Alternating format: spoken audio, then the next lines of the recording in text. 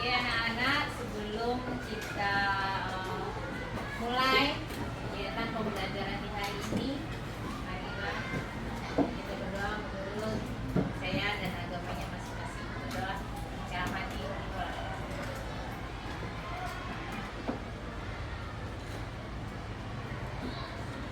Selesai. Anak-anakku, adakah yang pagi ini merasa sedih? Tadi berangkat dari rumah udah sedih, hatinya ada? Ada? Enggak ada. Ada yang happy pagi ini? Ada. Saka happy? Kenapa happy-nya? Ih, katanya pengen masuk TV, keren. Mau masuk TV. Ada yang hari ini lagi kesel nggak? Nggak ada. Semuanya senang? Bahkan kenapa? Berapa? Kesel? Amat sedih. Bisa aja, Ramen. Nanti kita cerita ya. Oke, anak-anak, hari ini kita akan melanjutkan pembelajaran kita di matematika tentang pecahan. Masih ingat pelajaran terakhir kita? Ayo. Tentang pembagian pecahan. Nah, sebelum kita masuk ke pembelajaran kita di pembagian pecahan, Ibu ingatkan kembali bahwa kesepakatan kelas kita ingin suasana kelas kita nyaman, ya kan? Nyaman dalam belajar. Coba diingat lagi, kalau Salwa kalau nyaman itu kayak apa ya? Nggak berisik. Kalau menurut Aga nyamannya gimana? Ingat nggak? Bersih. Nah, sudah bersih belum kelas kita? Sudah. Berarti hari ini piket ya. Nah, kita akan runtutkan itu belajar di kelas ya. Anak-anak, seperti yang kalian bilang, betul sekali. Kita sudah belajar pecahan tentang pembagian pecahan. Nah, tapi hari ini ada hal berbeda yang akan Ibu sampaikan. Karena sebelumnya kita bahasnya itu masih dalam bentuk bilangan angka ya. Yang Ibu tunjukkan hanya angka. Nah, hari ini kita akan masuk ke dalam soal cerita.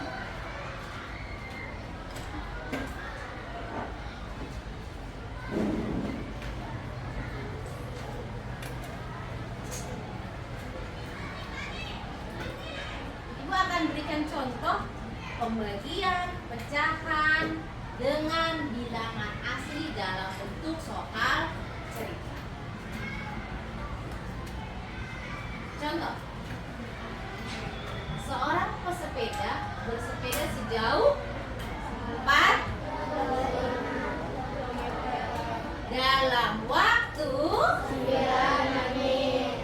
Jika dia mempertahankan kecepatan yang sama setiap menitnya, berapa jarak yang ditempuhnya per menit? Ini ada kasus seperti ini. Seorang pesepeda, dia bersepeda sejauh 4/5 km dalam waktu 9 menit. Siapa yang tahu apa yang diketahui dari cerita ini? Satu? Apa yang diketahui dari cerita ini? Masih ingat? Caranya kita membaca sebuah cerita apa? Ya, kenapa Kak? Apa? Satu? Apa yang diketahui? Diketahui ya. Apa itu 4/5 km? Jarak bersepeda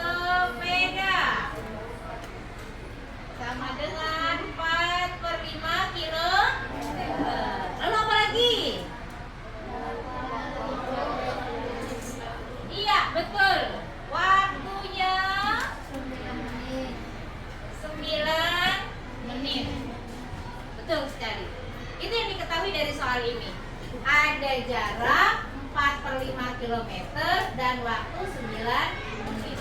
Pertanyaannya apa? Intinya yang ditanyakan adalah berapa jarak yang ditempuhnya per menit. Siapa yang bisa coba? Kira-kira kayak apa ya perhitungannya? Bagaimana kalimat matematikanya? Ya gimana Alisa? Bisa? Tahu?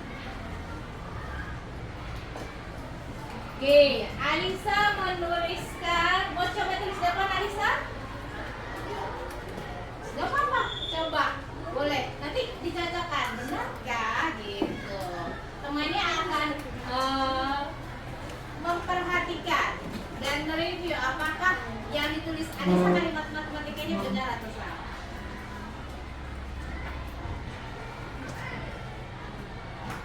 Ya.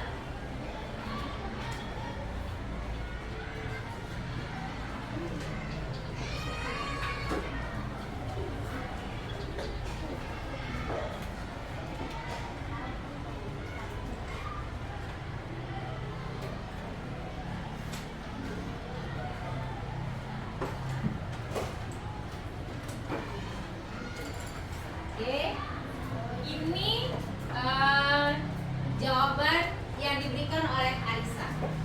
Nanti kita akan coba lihat benarkah yang ditulis oleh Alisa pendapatnya ke halaman berikutnya. Membagi pecahan harus ditemukan kebalikan dari pembagi. Contoh ya, tadi 4/5 dibagi 9. Maka kebalikan dari 9 ya akan kita cari tahu dulu. Ya. 9 itu adalah 9/1. Kita ingat oleh kalian selalu 9 adalah 9/1. Lalu kebalikan resiprokalnya, maka pembilang dan penyebutnya dibalik. Dari 9/1 berubah menjadi 1/9. Karena nanti tanda baginya akan berubah menjadi good. Keren. Kita cocokkan. Ya. Di sini langkah keduanya, kita ubah operasi pembagiannya menjadi perkalian. Ya. 4/5 dibagi 9. Maka baginya berubah menjadi kali. Lalu 9-nya yang tadi berubah 9/1 menjadi 1/9. Ini jawaban cara kedua. Apakah sesuai dengan yang ditulis oleh Alisa? Baik, keren. Lanjut. Langkah ketiga. Langkah ketiganya langsung. Setelah dapat perkaliannya tinggal dikalikan. Pembilang dengan pembilang, penyebut dengan 4 kali 1 4, 5 kali 9 sama nggak di sini? Sama, sampai sini sama 4/5 ya, 4/5. Maka pesepeda itu menempuh jarak 4/5 km per menit. Ada yang mau dikoreksi nggak dari tulisannya Alisa? Ada, kenapa Suci? Yang mana? Ini diperkecil. Oke, ini katanya diperkecil. Nah, harusnya diperkecil nggak? Nggak. Harusnya bagaimana? Siapa yang tahu? Bagaimana cara memperkecil bilangan pecahan? Jika angka yang atas lebih kecil daripada angka yang bawah, harus dibagi dengan bilangan yang sama. Tapi kalau yang atas lebih besar daripada yang bawah, baru kita bagi. Contoh, misal angkanya 45/4. Ya. Baru 45 dibagi 4. Ini boleh ke sini. 4, 4.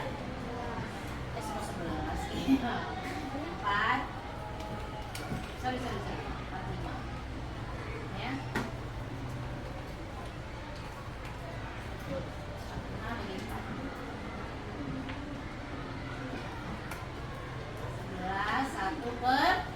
Boleh begini ya. Tapi kalau misalnya 4 dibagi dengan angka yang sama? 45 bisa nggak dibagi 4? Nggak bisa. 45 bisa nggak dibagi 2? Bisa nggak 45 dibagi 2? Enggak. Berarti kita perkecil lagi nggak? Enggak. Jadi tidak perlu diperkecil lagi ya sayang ya. Oke, tepuk tangan buat Arisa. Ini aja. Nah, seperti itu ya. Jadi kalau misalnya memang sudah tidak bisa dibagi, diperkecil nggak perlu. Bagi jika angka yang atas lebih besar daripada angka yang bawah. Tapi kalau angka yang atas kecil, bagi dengan bilangan yang sama. Sampai sini ada yang belum ngerti? Ada? Udah? Bisa? Masih ingat ya perkaliannya? Sudah hafal perkalian? Wis, iya dong. Ya. Kita cek berikutnya. Coba kita hitung. Sekelompok 4 atlet mengikuti lomba estafet sepanjang 7/8 km. Lomba ini dibagi menjadi 4 bagian yang berjarak sama untuk 4 atlet. Berapa kilometer jarak tempuh masing-masing atlet? Ya, 4 kilometer. Tahunya dari mana? Oke, coba Diva dituliskan di depan, Diva. Boleh. Aku dulu yang sana. Ya.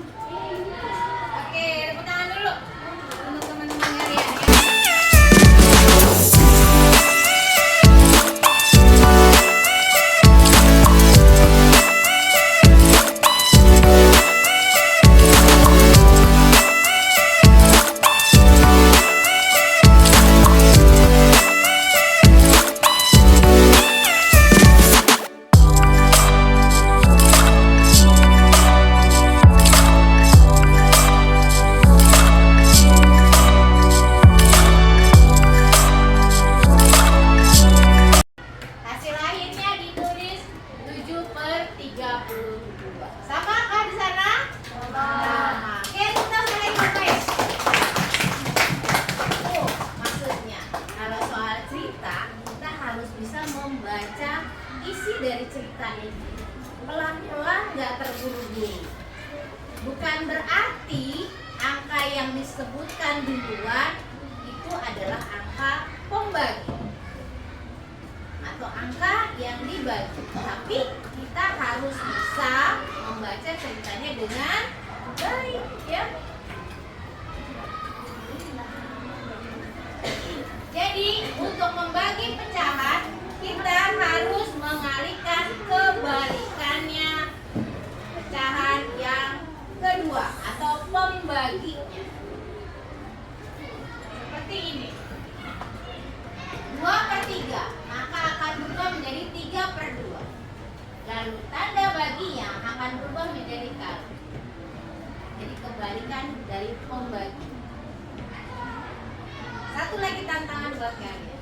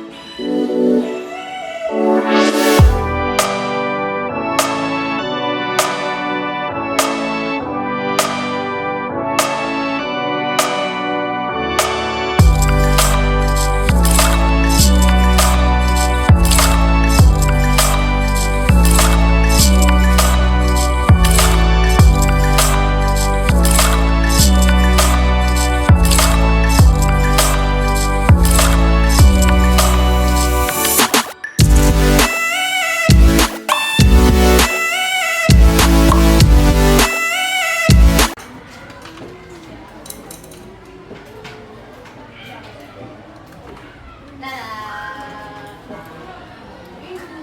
jadi jawabannya benar? Oke, Raja.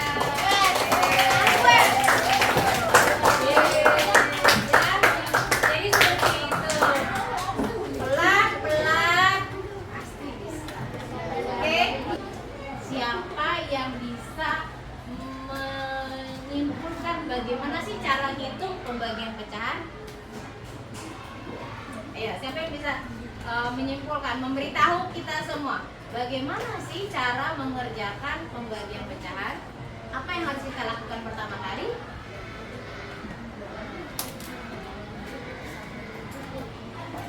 Bilangan asli, contohnya 4 berubah menjadi 4/1. Good. Akan dapat kesimpulan 1. Siapa lagi yang bisa?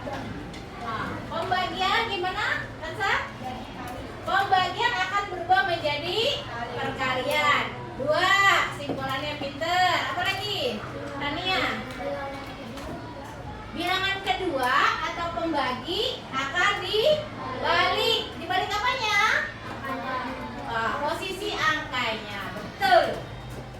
Ya, itu kesimpulan tentang pembagian bilangan pecahan. Bagaimana cara mengerjakannya?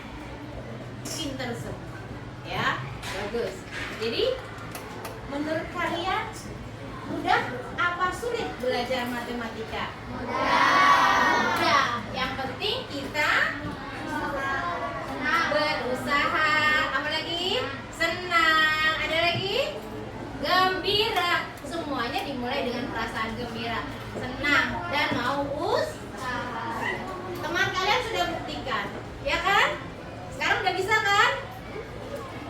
Pasti bisa. Rafael juga pasti bisa. Oke? Jadi anak-anak, apapun pelajarannya, apapun materinya, kalau kita usaha, kalau kita lakukan dengan gembira, semuanya akan terasa mudah. Seperti yang kalian lakukan tadi saat sumati bahasa Indonesia. Saya senang kok. Jadi santai aja kalian mengerjakannya. Dalam waktu sebentar kalian sudah selesai. Ada lagi yang ingin disampaikan? Sudah? Oke, nanti kita akan lakukan latihan tentang soal cerita. Sekian dulu kegiatan belajar tentang pembagian pecahan. Terima kasih. Jangan lupa kalian tetap belajar di rumah meskipun tidak ada PR, tidak ada tugas. Besok mau pelajaran apa? Belajar. Ibu share apa di grup? Dilihat, dipelajari. Bermanfaat untuk pelajaran saja. Oke, bisa ya. Terima kasih. Assalamualaikum warahmatullahi wabarakatuh. Waalaikumsalam.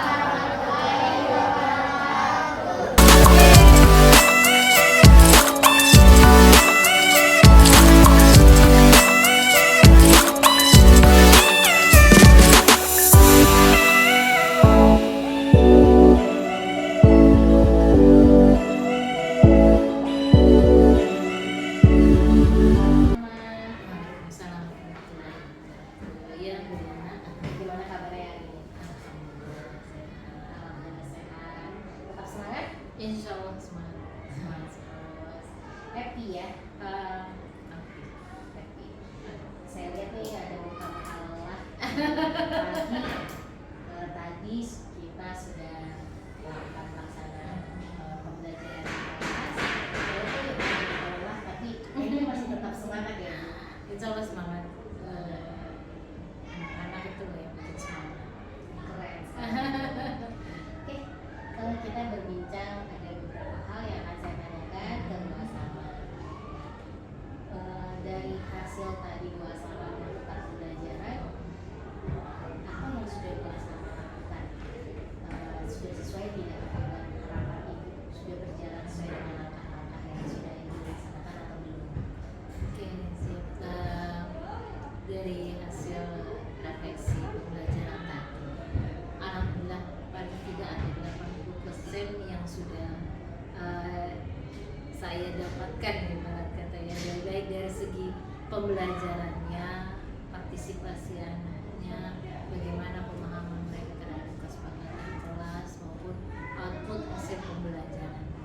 Sebagai contoh misalnya di kelas saya itu masih ada beberapa anak yang mungkin dalam pembelajarannya terhitungnya partisipasi publik. Karena kalau kita melihat flashback ke belakang di kelas sebelumnya, partisipasi siswa kelas ini bisa terbilang rendah kalau tidak dipaksa untuk menjawab, dan ceritanya seperti itu. Terus pelajaran matematika contoh yang saya ambil hari ini itu adalah pelajaran yang menakutkan buat mereka. Sengaja saya ambil matematika karena saya selalu bilang dari awal mereka, matematika itu pelajaran mudah. Kalau kita mau bikin itu mudah, karena ada banyak cara untuk mendapatkan hasil mudah. Cara A, B, C, atau D, sama seperti kita mau sampai ke tujuan. Kita bisa lewat jalan A, bisa lewat jalan B, bisa lewat jalan C atau jalan D.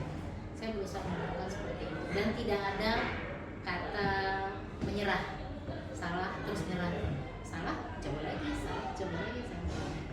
Jadi refleksi saya tadi, anak yang biasanya kadang saya bilang ini anak ini cocoknya pembelajarannya seperti apa, karena mungkin bisa dibilang terlalu pemalu ya Bu.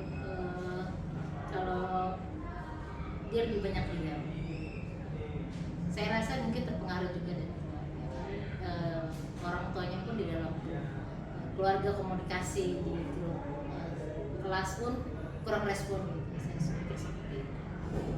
Jadi kadang mungkin berpengaruh juga ke anak bagaimana dia mengekspresikan yang ada kita tahu.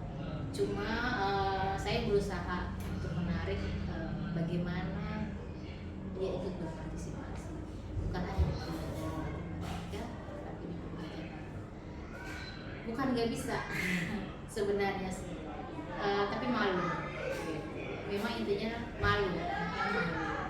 Dia takut jawaban yang dia sebutkan itu salah. Itu intinya rata-rata. Jadi pada saat dia coba kita dekati, gitu kan, jawabannya apa misalnya? Ini Bu benar. Ya kita langsung benar-benar memamerkan jawaban dia, gitu. Seperti itu ke teman-teman. Jawabannya benar, bagus, benar. Jadi dia timbul semangat. Seperti kadang itu yang membuat dia kadang semakin semangat lagi. Tapi nggak langsung. Biasa sih nggak yang dari yang sebelum-sebelumnya gitu baratnya itu tidak langsung memicu semangat dia sih. Kadang memang harus setiap hari dipancing-pancing terus gitu. Wow, jawaban dia tuh benar, dia bisa jawab seperti itu. Jadi ada bukan hanya satu, tapi bisa dua anak seperti itu. Jadi kalau refleksi saya hasil pembelajaran tadi, sebagian sudah terlaksana dengan baik buat saya sesuai dengan rencana. Karena saya melakukan pembelajaran itu selalu berusaha mendekati siswa. Karena saya selalu seperti itu. Terutama apalagi kalau jika saya menjelaskan atau memberikan contoh, saya pengennya semuanya terlibat. Gitu. Kalau mereka mengerjakan soal latihan pun, saya berusaha mendekati mereka. Takutnya ada anak yang malu nanya, nyamperin saya. Jadi lebih baik saya yang muter, saya nyamperin mereka, nanya sudah bisa belum, kalau nggak bisa yang nggak bisanya apa gitu. Jadi berusaha sedikit demi sedikit mendekati mereka, mengenal mereka, karena memang baru sebulan ya. Baik Bu, berarti Bu Aslama tadi sudah menemukan kendala-kendala yang dilihat di pembelajaran. Iya. Nah, menurut Bu Aslama sudah mengatasi kendala tersebut atau belum? Kalau memang sudah, apa saja tadi yang sudah Bu Aslama lakukan untuk mencatat kendalanya? Jika memang belum, apakah ada cara lain tindak lanjut dari menyelesaikan kendala-kendala tersebut? Oke. Kalau dibilang sesaat sudah, saya kalau sesaat sudah, karena kalau yang tipe siswa seperti ini buat saya itu memang harus terus gitu. Kalau untuk sesaat udah hari ini udah gitu, tapi besok itu pasti akan harus saya ulangi lagi sampai benar-benar kepercayaan diri dia tuh tumbuh dengan sendirinya. Bahwa saya itu bisa, saya mampu seperti yang lain, saya nggak perlu malu untuk jawab, saya nggak perlu malu untuk menunjukkan diri. Jadi sebenarnya PR, saya masih punya PR, itu bagaimana ikut membangun kepercayaan diri dia, dan dia menyadari bahwa saya itu bisa. Baik, berarti ada rencana tindak lanjut membangun kepercayaan diri anak-anak. Iya. Nah, rencana aksi Bu Nur nih secara detailnya atau nyatanya ini seperti apa, untuk membangunnya itu strateginya seperti apa? Sudahkah ada bayangan Bu Aslama untuk membuat strategi membangun kepercayaan diri dan partisipasi anaknya? Oke, saya mau mencoba apa yang biasa saya lakukan sebelumnya. Biasanya saya berusaha melibatkan dia lebih banyak di dalam timnya ataupun di dalam pembelajaran. Jadi kalaupun dia salah, gitu, temannya akan tahu bahwa salah itu tidak perlu disalahkan, tapi kita belajar lagi, kita belajar sama-sama, itu seperti itu. Lalu keterlibatan dia lebih banyak dengan teman-teman. Rencana pelaksanaannya secepatnya karena kalau kayak kita seperti saya yang berada di kelas 6 itu, waktu di kelas 6 itu sangat singkat ya. Kita selalu berusaha anak kita, apalagi lulusan dari kita, benar-benar siap, bukan hanya siap dengan output nilai tinggi, tapi mentalnya pun harus siap bahwa dia nanti di sekolah lanjutan itu bertemu dengan banyak orang, bertemu dengan kemampuan bakat yang berbeda. Dia harus punya percaya diri dan kemampuan sendiri. baik, Bu Aslama. Berarti dengan secepatnya ini akan dilaksanakan ya rencana tindak lanjut Bu Aslama, dan